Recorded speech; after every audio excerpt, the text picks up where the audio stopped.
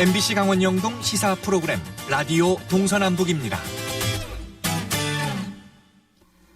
태백시가 도시재생 협치포럼과 전국시장군수 구청장 협의회로부터 도시재생 뉴딜 최우수 자치단체로 선정됐습니다. 주민 참여를 목표로 도시재생과를 신설하고 도시재생 지원센터를 개설한 성과를 인정받은 건데요. 태백의 도시재생 뉴딜 사업은 어떤 사업이 진행되고 있고 또 성과는 어떤지 자세한 이야기 들어봅니다.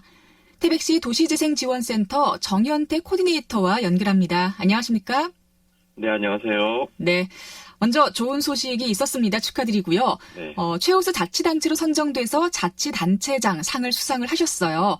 이 상이 어떤 의미가 있고 또 어떤 부분을 인정받은 건지 설명을 좀 부탁드리겠습니다. 네, 10월 25일 전남 순천에서 개최된 2019 도시재생 한마당 제5차 도시재생 광역 협치 포럼에서 받은 상으로 도시재생 뉴딜 정책에 대한 높은 의지와 참여를 통해 지자체의 발전에 헌신한 단체장을 대상으로 진행된 것입니다. 민선 7기 시정을 시작하는 단계에서 지속 가능한 주민 참여형 도시재생을 시정 목표로 삼고 도시재생과를 확대 신설하고 도시재생지원센터 개소 등 도시재생 사업을 적극적으로 추진한 공로를 인정받은 것으로 압니다. 네. 그 태백의 도시재생 뉴딜 사업이 다른 지자체에 비해서 조금 더 빨랐다고 알고 있거든요.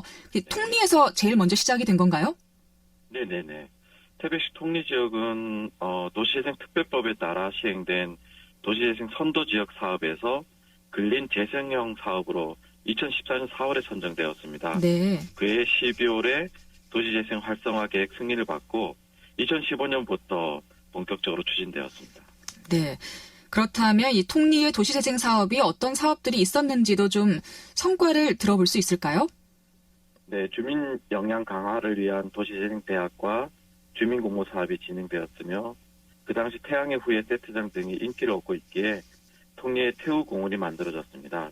통리 5일장의 볼거리와 즐길거리 등을 위한 장소로 제공되며 다양한 공연이 펼쳐짐으로써 지역의 활기를 더하는 장소가 되었고요. 또한 통리역 인근의 게스트하우스, 작은 도서관, 지역 아동센터 등 다양한 지역 활성화를 위한 복합형 SOC 사업이 진행되었습니다. 네. 그리고 또 태백의 도시재생 뉴딜 사업하면 장성 탄탄마을 사업이 생각이 나거든요.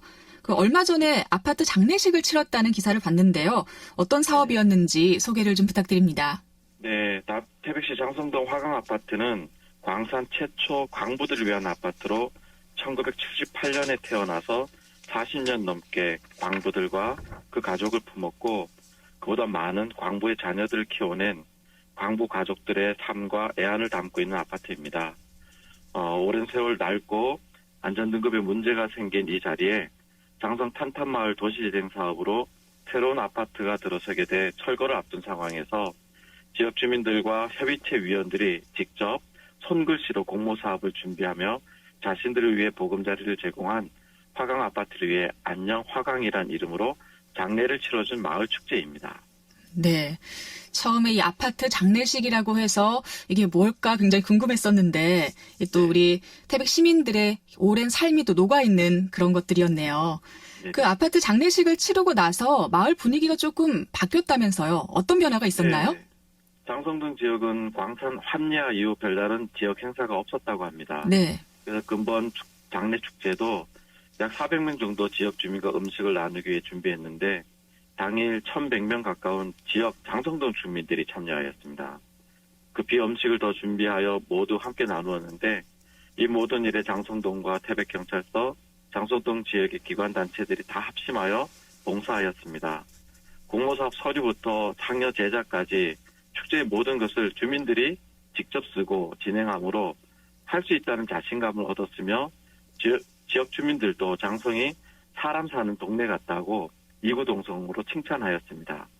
할 수 있다는 자신감이 붙어서인지 어르신들을 포함한 주민들이 팀을 이루어 강원도 마을 공동체 지역사업 공모에 세 팀이 공모하였고 며칠 전 모두 당선되었다는 통보를 받았습니다. 네. 그래서 마을을 내 손으로 직접 가꾸고 살긴 좋은 동네를 만들고자 주민들이 직접 나서게 된 것이 바로 바뀐 분위기입니다. 그렇군요. 주민들의 힘으로 직접 무언가를 이렇게 바꿔 나간다는 게 아마 이 도시재생 뉴딜 사업의 진정한 의미인 것 같기도 합니다.